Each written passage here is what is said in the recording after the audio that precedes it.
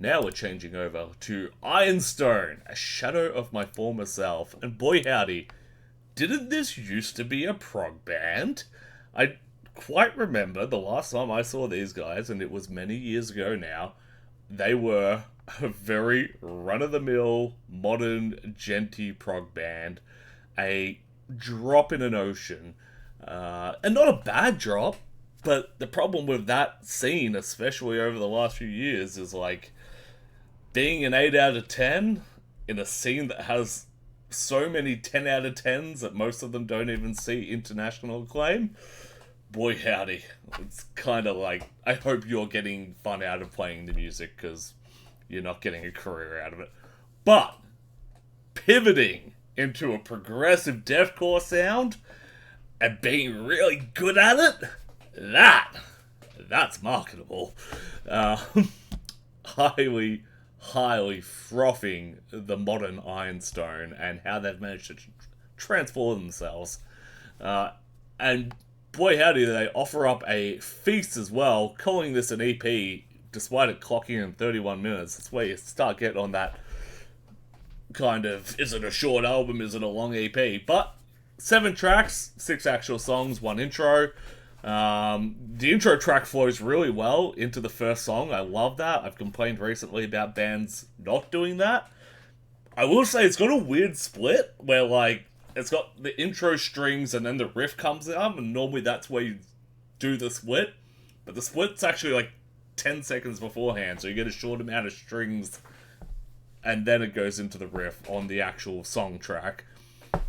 Bit weird, but hey, I'm not judging.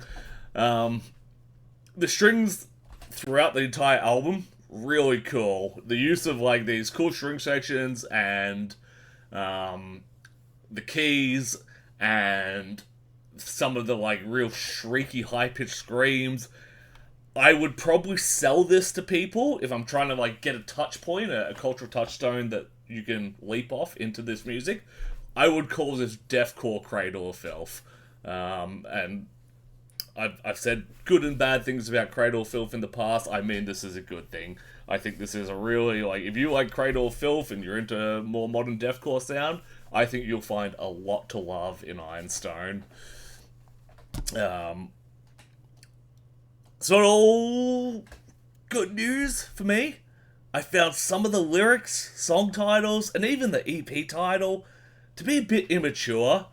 And when I read the actual lyrics for each song, they're not. They've got some really well put together verses, so it seems to be a choice. Like, it's a matter of presentation, not a matter of ability to write in depth. But I think if you're trying to be dark and evil and mysterious, a good litmus test is, would the South Park Goths write this in their diary? And I'm just going to rattle off some of these song titles here. Moments lost in time. Death so grim. Now you're broken. A shadow of my former self. The innocent blade. Pretty cringe. Sorry. I'm ripping the band-aid off there. And the reason I said that, like, once you go into it is, if we look at The Innocent Bleed, and we have a look at the lyrics, we can see the lyric where they've got the song title from, and it's, you made the innocent bleed, it should have been me, it should have been me, malicious intent, an odious deed, it should have been me, you should have killed me. The innocent bleed is probably the weakest line there. If you called this song an odious deed, that would slap. That'd go hard. I'd be like, an odious... Like, that's like... Most people would have to fucking look up what odious means, but it's a cool title, it's memorable, it's... You know, it seems mature. Whereas The Innocent Bleed, again, like I said, a teenage goth kid would write that in their diary. So that is my negative point. Everything besides that is positives. The composition is leagues ahead of not only their peers, but also every other aspect of the recording.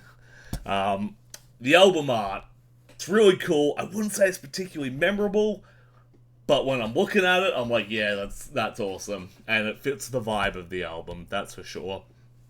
The prog elements keep it really interesting, and it's integrated really well in a sense that the whole EP flows amazingly. I think in the past I've said that To The Grave is probably the most interesting Aussie deathcore band right now. I think I'm knocking them down to number two. I think Ironstone, with this release, is probably the most interesting thing in Australian deathcore right now.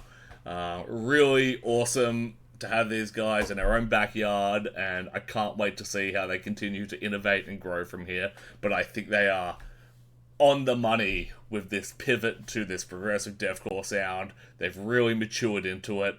Yeah, big ups. Obviously, it's a hell yeah. Can't froth that enough. Get around them. Get around them. They are small, young, and local at this point. This is a great place to get on the ground floor of a band that could be huge one day.